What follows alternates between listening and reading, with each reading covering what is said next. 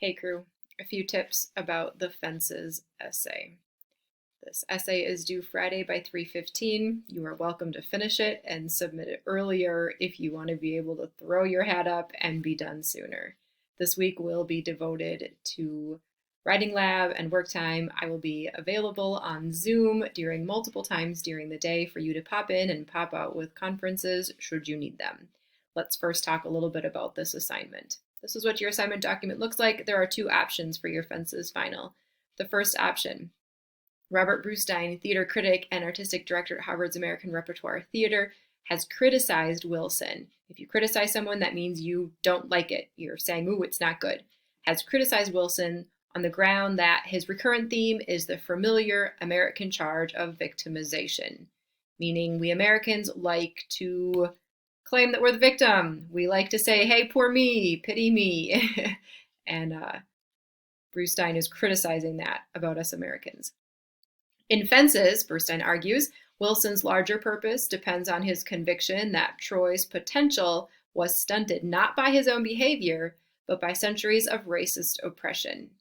We get the idea here that Brustein might believe that Troy is stunted because of his own behavior, not because of racism. What do you think? Do you see the central theme of Fences as the familiar American charge of victimization? Meaning that Troy is just saying, poor me, you should pity me, but really he deserves no pity. His downfall is because of his own actions and his own decisions and his own ignorance and blindness? Or do you believe, yes, Troy does deserve pity?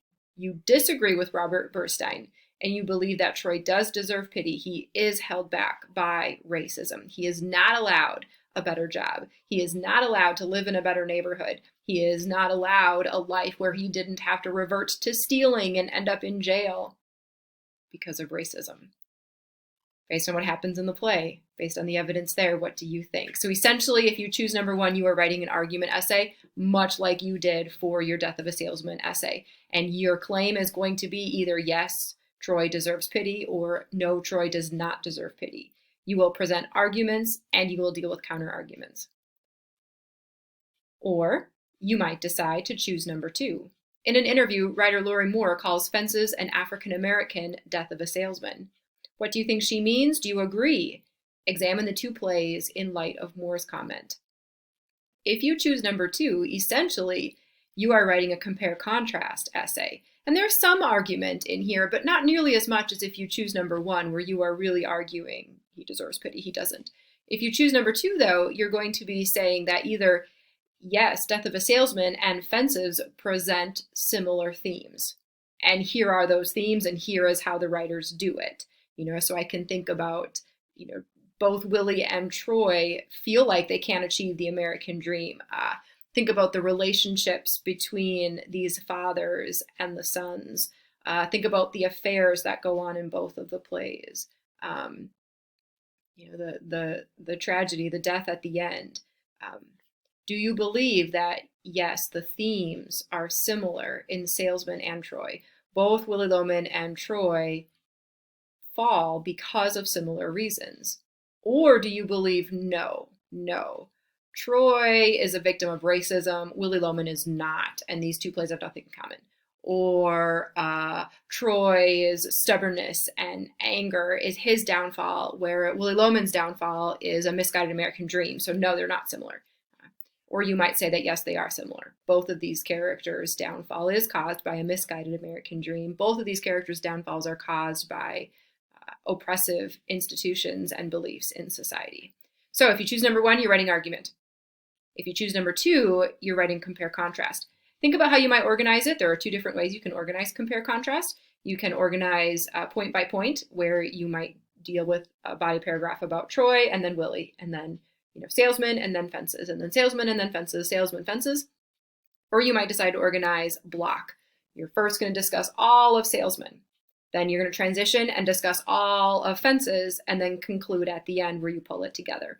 Both are equally correct. Both are great. You just need to consider what are your main points and which method of organization makes most sense. This essay does require you use at least one outside source. I've listed options down here. I really, really encourage you to use these outside sources. We've had some of us running off and finding essentially cheat sources that we're using, and it's really holding your grade back when you're using very low-level sources in a 200-level college course. So do really consider these, or find your own sources, you're welcome to, but please remember they need to be scholarly sources. Two more notes. In fences, August Wilson does use the phrase colored people to refer to people who are Black. In our modern era, in our time, that is not a phrase we use any longer. It is a derogatory phrase. August Wilson does use it because he is trying to capture the times, the feeling of the 1950s. Please, in your paper, if you're directly quoting, of course, you would directly quote. But other than that, please do not use the phrase colored people as you're referring to our African American fellow Americans. And final note, it is tempting to plagiarize in this last paper. We are running out of steam. The end feels so close. You might be just feeling like you've got nothing left, and Google could do the work for you. Please don't. You are better off turning in what you have, even if it is lousy, than turning in something that has been plagiarized. Of course, you might get away with it, but you will probably be caught, and it will end up a 0 in your gradebook, and that is not going to help you right now. If you're starting to feel tempted, if you're questioning, is this plagiarism, is this okay, make sure you're reaching out and asking. I'm here with a lot of office hours, conference hours this week. If my time doesn't match yours, reach out to me, let me know, and we will arrange a different time to meet. Happy writing, stay motivated.